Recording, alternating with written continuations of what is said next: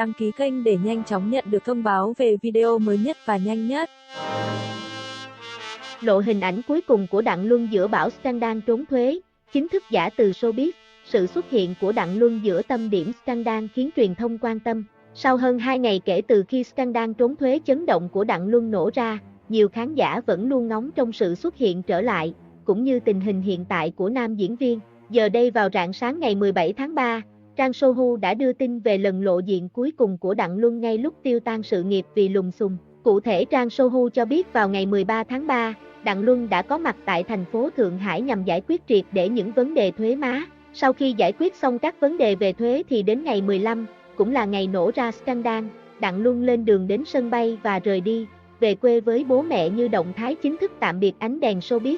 Cho đến nay ngoài bài viết xin lỗi chính thức, Đặng Luân không có bất cứ phản hồi gì thêm về scandal chấn động này, cũng không có tương tác gì thêm với các fan của mình. Khác với mọi khi, Đặng Luân ăn mặc khá đơn giản, trùm kín người và luôn cúi gằm mặt khi đi.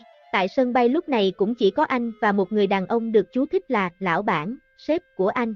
Ngoài ra không còn bất cứ trợ lý hay nhân viên nào khác. Người này có ngoại hình khá giống với Công Ngọc Hàm, người đã nâng đỡ Đặng Luân từ những ngày đầu tiên vào nghề. Đây cũng là người bị nghi là dính líu đến vụ việc ABCGE mà Vu Chính từng đăng đàn công khai năm xưa. Giờ đây sau 10 năm gắn bó, cũng chỉ còn Công Ngọc Hàm là người duy nhất bên cạnh Đặng Luân giữa lúc rớt đáy sự nghiệp. Hiện tại, sự nghiệp diễn xuất của Đặng Luân xem như đã khép lại tại thị trường Trung Quốc, giống hệt với những gì đã xảy ra với Phạm Băng Băng năm xưa.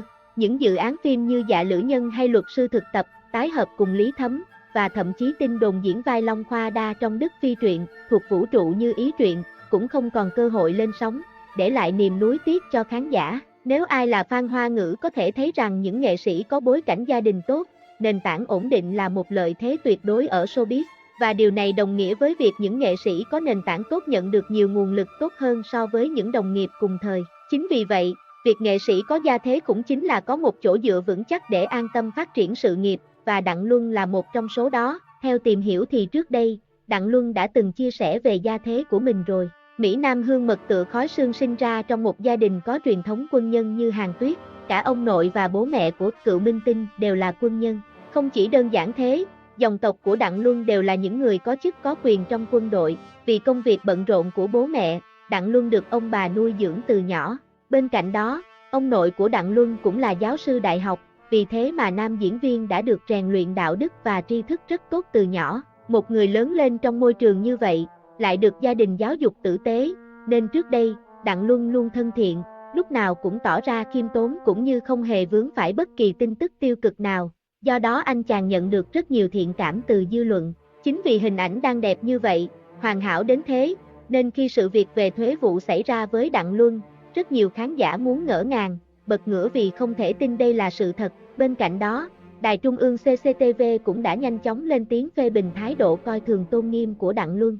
Đây được xem là một hồi chuông cảnh báo tới nhiều nghệ sĩ khác. Đây không chỉ bộc lộ tâm lý ôm may mắn mà còn thể hiện tâm lý khác biệt, không xem trong pháp luật vào mắt. Muốn đi con đường nghệ thuật lâu dài thì tuân thủ pháp luật và chuẩn mực đạo đức là điều kiện tiên quyết. Đánh mất đạo đức cơ bản thì sự nghiệp nghệ thuật có tươi sáng, rực rỡ đến đâu thì cũng sẽ phải tàn.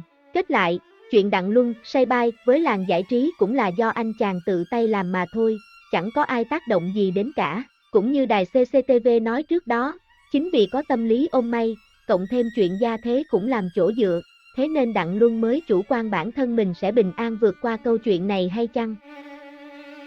Dư Sinh Sinh chỉ giáo nhiều hơn, đạt 600 triệu lượt xem sau 2 ngày, Dương Tử và Tiêu Chiến được khen ngợi diễn xuất. Sau 2 ngày lên sóng Dư Sinh Sinh chỉ giáo nhiều hơn đã mang về 600 triệu lượt xem, dù mới chỉ phát sóng được 3 tập, sức hút của hai lưu lượng hàng đầu Dương Tử và Tiêu Chiến quả thực không phải dạng vừa, khắp nơi, lời khen dành cho diễn xuất của họ là vô cùng nhiều. Lâm Chi Hiệu là dạng vai khiến Dương Tử không gặp quá nhiều khó khăn bởi sự hồn nhiên, nhí nhảnh của mình. Tuy nhiên Lâm Chi Hiệu không phải là nhân vật nữ chính ngôn tình một màu, yếu đuối, quỷ mị, Dương Tử thể hiện khá nhiều cảm xúc đa chiều cho nhân vật này. Dù biết bố mình bị ung thư, cô sinh viên trường nhạc vẫn cố gắng vượt qua nỗi đau, tìm cách để bố có thể bình phục nhanh chóng. Còn với Tiêu Chiến, anh bộc lộ rõ nét vẻ suy tư, mệt mỏi nhưng vẫn không từ bỏ trách nhiệm của một bác sĩ người. Diễn xuất qua ánh mắt của Tiêu Chiến nhận được nhiều lời tán dương, cho rằng nhân vật Cố Ngụy sinh ra để Donnie đóng giày cho nam ngôi sao. Không giống như những phim ngôn tình thông thường, Dư Sinh Sinh chỉ giáo nhiều hơn mở đầu có sự mới mẻ hơn, khi không có bất cứ một tình tiết màu hường nào, mà xoay quanh tâm trạng của hai con người đang lạc lối trong cuộc sống, cảm thấy bản thân cô độc khi không phải biết xoay sở thế nào với áp lực công việc, ước mơ và gia đình, nhưng khi họ tìm thấy nhau, một chương mới bắt đầu mở ra cho cả hai. Tuy nhiên ngoài ra cũng còn nhiều ý kiến trái chiều về bộ phim. Cụ thể trang Sohu đã chỉ ra 3 điểm tệ hại ở Dư Sinh Sinh chỉ giáo nhiều hơn. Một trong số đó chính là chemistry cực nhạt giữa Dương Tử và Tiêu Chiến.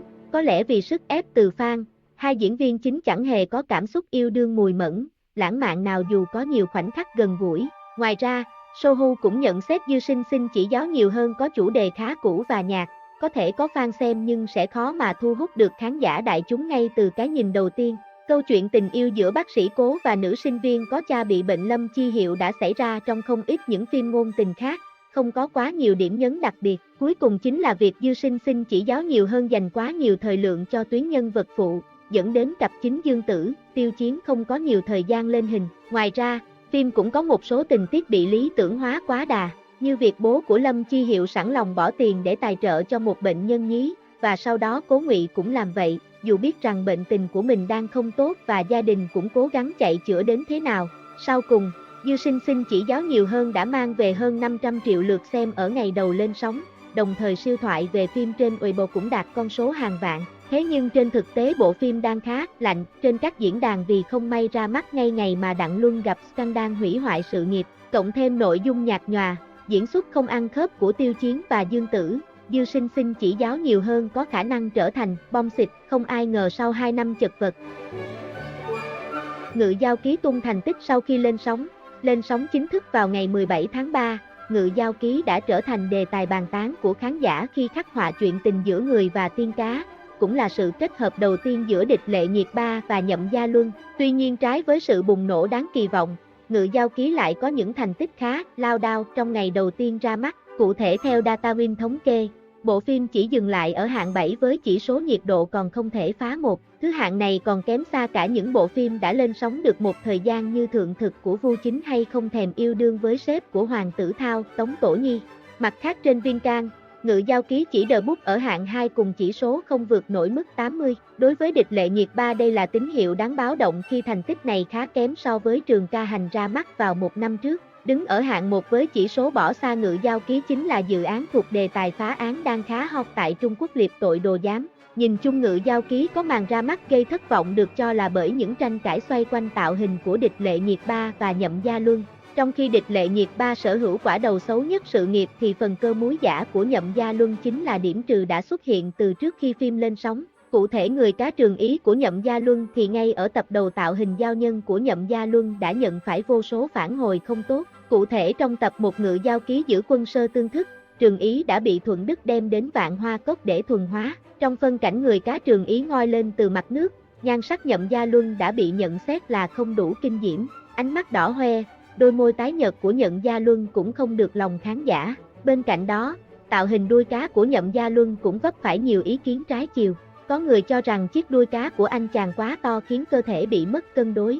Theo nguyên tắc miêu tả, người cá Trường Ý sở hữu ngoại hình đẹp kinh diễm đến mức Thuận Đức và Kỷ Vân Hòa đều phải mê mẩn. Thế nhưng khi đem so với bản người thật của Nhậm Gia Luân thì rõ ràng chàng cá đã trở nên kém sắc hơn rất nhiều. Vốn đã bị mất điểm vì việc sử dụng múi giả khi lên phim, giờ Nhậm Gia Luân lại bị chê bai vì không đủ đẹp. Còn tạo hình đầu phim của Địch Lệ Nhiệt Ba đã trở thành tâm điểm bàn tán của mọi người vì quá xấu.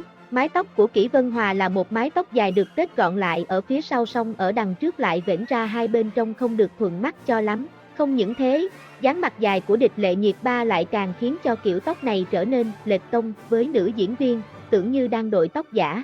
Nhìn lại tạo hình hồ ly năm xưa của Địch Lệ Nhiệt Ba ở Tam Sinh Tam Thế Chẩm Thượng Thư, có thể thấy rõ là tạo hình mới này trông nam tính, gai góc hơn hẳn. Còn về diễn xuất thì khi xem xong tập đầu tiên của Ngự Giao Ký, đa số mọi người đều cảm thấy diễn xuất của mỹ nhân Tân Cương không quá tệ nhưng chưa được gọi là xuất sắc. Một số người đã xem được đến tập 3 thì cho biết cả 3 tập nàng Kỷ Vân Hòa đều ổn áp nhưng về lâu về dài thì chưa thể nhận xét thêm. Tuy nhiên, cũng có người chê Địch Lệ Nhiệt Ba diễn xuất một màu, hình tượng trong Ngự Giao Ký chẳng khác gì Phượng Cửu, Tam Sinh Tam Thế Chẩm Thượng Thư. Vì vậy, việc đẩy lên hot search chỉ khiến người khác cảm thấy lố. vì không tin tưởng vào năng lực nên mới quảng cáo quá đà. Thậm chí, có người còn để lại 2 chữ trò cười để ám chỉ việc khen ngợi diễn xuất của địch Lệ Nhiệt Ba chẳng khác nào đang tạo ra trò cười trước công chúng. Ngoài ra phần kỹ xảo của phim cũng bị chê bai hết lời, không hoành tráng và bắt mắt như những gì từng công bố trong trailer. Đặc biệt lên sóng trong lúc Trung Quốc đang rối ren vì đợt thanh trừng mới, không chỉ Ngự Giao Ký mà ngay cả Dư Sinh xin chỉ giáo nhiều hơn của Dương Tử và Tiêu Chiến cũng không hot như mong đợi từ trước.